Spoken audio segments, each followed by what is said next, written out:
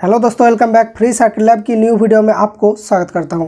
दोस्तों, अगर आप कोई भी सर्किट बनाना चाहते हैं तो यहाँ पर आपको नॉलेज रहना ज़रूरी है कि सर्किट्स की एक एक कंपोनेंट कैसे काम करती है। सबसे बेसिक सी जो कंपोनेंट्स होती है जैसे रजिस्टर, कैपेसिटर, इंडक्टर, इन सब के बारे में बेसिक नॉलेज आपको होना चाहिए, तभी आप लोग सर्किट बना के काम कर सकते हैं।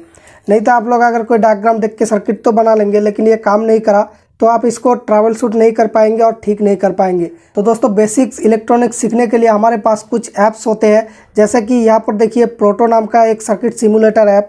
इस ऐप को मैं इंस्टॉल कर लेता हूँ प्ले स्टोर से।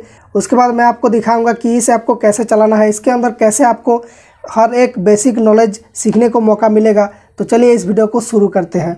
तो भैया ये ऐप इंस्टॉल हो चुका है। अब हम लोग इसको ओपन कर लेते हैं और ओपन करते ही आपको इस तरह की एक इंटरफेस दिखता है। यहाँ पर एग्जाम्पल्स, वर्क स्पेस और यहाँ पर कुछ एड ऑन्स वगैरह मिलते हैं। एड ऑन्स को आप लोग परचेज कर सकते हैं इसका फीचर्स बढ़ाने के लिए। यहाँ पर वर्क स्पेस में आप लोग आपका काम कर सकते हैं सिमुलेट बटन में क्लिक करके। और यहाँ पर जो एग्जाम्पल्स है, यहाँ पर आपको कुछ एग्जाम्पल्स प्रीसेट दिया गया है, जहाँ पर आप लोग देखिए यहाँ पर बूस्ट कन्वर्टर है, इसको यहाँ पर प्ले कर सकते हैं, इसको इंटरेक्ट कर सकते हैं। एक सर्किट सिमुलेटर ऐप का मतलब ही ये होता है, इसके अंदर आप लोगों को एक पूरा लैब मिल जाता है। इसके अंदर कंपोनेंट्स को आप लोग ला सकते हैं, इसका पैरामीटर्स वगैरह चेंज कर सकते हैं, लगा सकते हैं, सर्किट को प्ले कर सकते हैं और इसमें अलग अलग पैरामीटर्स को चेंज करके सर्किट में क्या क्या चेंजेस आ रही है वो भी देख सकते हैं। और यहाँ पर मतलब आपका पूरा एक लैब ही यहाँ पर सेटअप हो जाता है, जिसमें आप लोग पूरा इंटरेक्ट कर सकते हैं, सर्किट को प्ले कर सकते हैं, एनिमेशन वगैरह देख सकते हैं। तो एक नया सर्किट को सिमुलेट करने के लिए आपको यहाँ पर सिमुलेट बटन में क्लिक करना होगा। उसके बाद इस साइड से आपको बहुत सारे कंपोनेंट्स मिल जाएंगे, जैसे कि यहाँ पर कुछ सोर्सेस है, वोल्टेज और करंट सोर्सेस। उसके बाद है लीनियर कंपोनेंट्स जैसे कि register, memory store, capacitor, potentiometer, inductor, इस तरह की। उसके बाद डायोड है, ट्रांजिस्टर्स है, स्विच है, आईसी वगैरह है, सेंसर्स है। सेंसर के यहाँ पर एक्सीलरोमीटर मिलता है, कुछ कुछ फ़ोन में लाइट सेंसर वगैरह भी मिलता है जो एलडीआर को कंट्रोल करता है। उसके बाद यहाँ पर फ्यूज वगैरह, ग्राउंड वगैरह सब मिल जाता है। लॉजिक गेट्स मिलता है डिजिटल इलेक्ट्रॉनिक्स की, और बाकी कुछ डिजिटल चीज़ें यहाँ पर मिलता है। और दोस्तों इस साइड में आपको पूरा कंट्रोल मिल जाता है, क्या क्या शो होंगी डिस्प्ले में। और यहाँ पर जो ऑसिलोस्कोप है उसका टाइम स्टेप और सिमुलेशन की स्पीड और एक्सपोर्ट वगैरह, थीम वगैरह मिल जाता है। सिंपल सर्किट सेटअप करने के लिए हम लोग मानिए कि 4 डायोड लेके एक ब्रिज रेक्टिफायर बनाएंगे। तो 4 डायोड यहाँ पर सिलेक्ट कर लिया, जो कंपोनेंट्स है वो यहाँ पर आ रही है। और एक एसी सोर्स ले लेते हैं। उसके बाद दोस्तों हम लोग ले लेंगे एक कैपेसिटर जो ब्रिज रेक्टिफायर में होते हैं। फिर इस विंडो को क्लोज कर देंगे। फिर इन 4 डायोड्स को हम लोग कनेक्ट करेंगे, एक एक को ऐसे लेकर आएंगे। उसके बाद यहाँ पर ऐसे ऐसे रखेंगे एक एक को।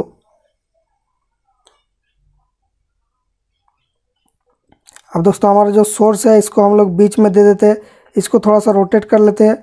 उसके बाद यहाँ पर कनेक्ट कर लेते हैं। इसको आप लोग ऐसे जूम इन जूम आउट कर सकते हैं काम की सुविधा के लिए। तो इस तरह से आप लोग इनको कनेक्ट कर सकते हैं। तो ये हो गया हमारा ब्रिज रेक्टिफायर तैयार। हम लोग कैपेसिटर को भी ला के रखेंगे यहाँ पर। जस्ट हम लोग सिंपल से शुरुआत करते हैं, तभी आपको समझ में आएगा कि ये अब कितना काम की है। तो यहाँ पर मैंने ग्राउंड को ले लेता हूँ, क्योंकि सर्किट में ग्राउंड होना ज़रूरी है, जिसके रेस्पेक्ट में ये वोल्टेज वगैरह शो करेगा, हमें डिस्प्ले करेगा। तो यहाँ पर इस ग्राउंड को लगा देता हूँ इस पॉइंट में, यही होता है हमारा माइनस। अब दोस्तों देखिए यहाँ पर जो ऑसिलोस्कोप है उसको लाएंगे। ये जो एसी सोर्स है इसमें क्लिक किया, फिर ऑसिलोस्कोप में क्लिक किया। यहाँ पर वोल्टेज, करंट या पावर कौन सा देखना चाहते हैं, हम लोग वोल्टेज देखना चाहते हैं। तो देखिए यहाँ पर ऑसिलोस्कोप में एक साइन वेव वोल्टेज दिखा रहा है, लेकिन ये स्क्रीन पूरा नहीं आ रहा है, इसलिए हम लोग यहाँ पर जो है इसका टाइम स्टेप को बढ़ाएंगे। तो देखिए टाइम स्टेप को बढ़ा दिया, लेकिन ये बहुत ही फास्ट हो गया, तो इसको स्लो करना पड़ेगा। यहाँ पर सिमुलेशन स्पीड में क्लिक करके स्पीड को थोड़ा सा स्लो करेंगे। तो देखिए अब आसानी से हमें दिख जाता है कि एसी की वेव कैसा होती है। ये ब्लू लाइन होता है एसी का वेव। अब दोस्तों ये जो ब्रिज रेक्टिफायर है इसका आउटपुट कैसा दिखता है ये देख लेते हैं। इस पॉइंट पे हमारा आउटपुट आएगा, तो ये आउटपुट को हम लोग डिस्प्ले कर लेते हैं। इसका वोल्टेज को देखेंगे तो देखिए यहाँ पर जो ग्रीन लाइन है ये इसका आउटपुट को डिस्प्ले कर रहा है। तो देखिए जो इनपुट था वो पूरा साइन वेव था, यहाँ पर +5 वोल्ट से -5 वोल्ट तक ये साइन वेव था। लेकिन अब दोस्तों जो आउटपुट है वो 0 से पॉजिटिव की तरफ है, ये ग्रीन वाली लाइन। लेकिन ब्लू लाइन देखिए नेगेटिव में भी जा रही है, लेकिन जो आउटपुट है वो ओनली पॉजिटिव में है। जो नेगेटिव साइकिल है उसको भी ये रिफ्लेक्ट करके पॉजिटिव में ला के दिया। तो यहाँ पर जो है ब्रिज रेक्टिफायर यही काम करती है। डायोड्स वगैरह क्या करती है, जो इसका नेगेटिव हाफ साइकिल होती है उसको भी पॉजिटिव साइड में बना देता है। और जो पॉजिटिव साइड में इसका साइकिल था ये इसके ऊपर ओवरलैप हुआ है, इसलिए नहीं दिख रहा है। अब दोस्तों कैपेसिटर यहाँ पर क्या काम करती है, ये इस कैपेसिटर को हम लोग कनेक्ट करके देख लेते हैं कि कैपेसिटर का रोल क्या था यहाँ पर। तो इस तार को यहाँ पर बढ़ाया और कैपेसिटर को कनेक्ट कर दिया। तार थोड़ा सा बेंट हो गया, नो प्रॉब्लम, ये कनेक्शन ले लिया। आप देखिए यहाँ पर जो ऊपर में वोल्टेज है वो फिक्स्ड हो चुका है, वोल्टेज जो है स्टेबल हो चुका है। देखिए तो यही होता है ब्रिज रेक्टिफायर में कैपेसिटर का रोल और डायोड्स का रोल। अब दोस्तों हम लोग एक लोड लगा के देखेंगे तो यहाँ पर एक बल्ब मिल जाता है, तो बल्ब को ले लिया मैंने। अब यहाँ पर इस बल्ब को यहाँ पर कनेक्ट करेंगे कैपेसिटर के साथ। तो इस बल्ब को लेके आया यहाँ पर, अब इसको कनेक्ट कर दूंगा कैपेसिटर के साथ। तो यहाँ पर तार को आप लोग ठीक से बना सकते हैं और ना बनाए तो भी चलेगा, जस्ट कनेक्शन होना चाहिए। तो ये बल्ब को मैंने जैसे ही कनेक्ट किया, आप देखिए यहाँ पर फिर से वो स्टेबल जो वोल्टेज था उसका स्टेबिलिटी हट गया। अब ये इसके अंदर वेव देखने को मिल रहा है। तो ये क्यों मिल रहा है ऐसा दोस्तों, यहाँ पर जो कैपेसिटर था इसका वैल्यू जो है बहुत कम था। मैंने 10 माइक्रोफैराड की कैपेसिटर लिया था, इसलिए ये जो है वोल्टेज को और फिक्स्ड नहीं रख पाया। जैसे ही लोड पड़ा वोल्टेज यहाँ पर चेंज होने लगा। तो आप अगर कैपेसिटर को बढ़ाना चाहते हैं तो हमें क्या करना पड़ेगा, यहाँ पर जो कैपेसिटर है इसमें क्लिक करके ये जो सेटिंग के आइकॉन है इसमें क्लिक करना होगा।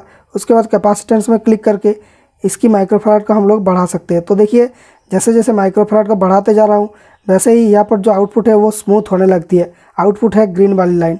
तो अगर इस कैपेसिटेंस को बहुत ज़्यादा बढ़ा देते हैं तो देखिए आउटपुट बहुत ही ज़्यादा स्मूथ हो गया। तो दोस्तों इस तरीके से आप लोग इंटरेक्ट करके इस ऐप के मदद से इलेक्ट्रॉनिक्स को सीख सकते हैं। इलेक्ट्रॉनिक्स की बेसिक से एडवांस तक आप लोग सीख सकते हैं। आप लोग कोई सर्किट या प्रोजेक्ट बनाना चाहते हैं, वहाँ पर कंपोनेंट्स की कैलकुलेशन वगैरह भी यहाँ पर कर सकते हैं इस ऐप के अंदर। तो दोस्तों ये ऐप आपको कैसा लगा ज़रूर कमेंट्स में बताएं। अगर पसंद आए वीडियो को लाइक कीजिए। यहाँ पर दोस्तों एग्जाम्पल्स के अंदर बहुत सारे एग्जाम्पल्स मिल जाता है, जैसे कि यहाँ पर है बूस्ट कन्वर्टर। बूस्ट कन्वर्टर कैसे काम करती है, इसके अंदर देखिए एक इंडक्टर होती है, एक डायोड होती है और एक स्विच के तौर पे एक ट्रांजिस्टर है। यहाँ पर ये ट्रांजिस्टर इस इंडक्टर को इस बैटरी कनेक्शन से कनेक्ट और डिस्कनेक्ट करता रहता है। जो यहाँ पर स्क्वायर वेव दिख रहा है, स्क्वायर वेव के अकॉर्डिंग ये इसको कनेक्ट डिस्कनेक्ट कर रहा है। और यहाँ पर देखिए आउटपुट वोल्टेज बन रहा है।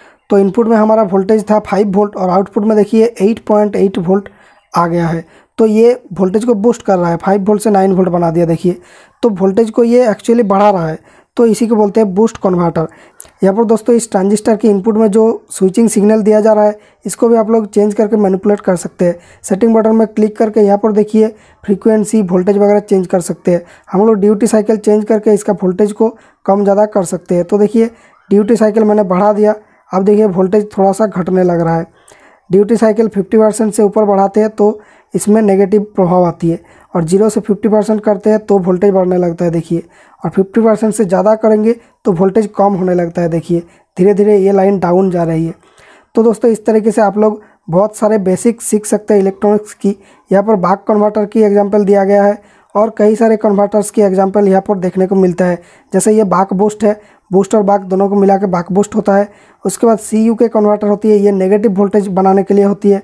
फ्लाईबैक कन्वर्टर, ट्रांसफार्मर वगैरह सब कुछ यहाँ पर SMPS वगैरह दिया हुआ है।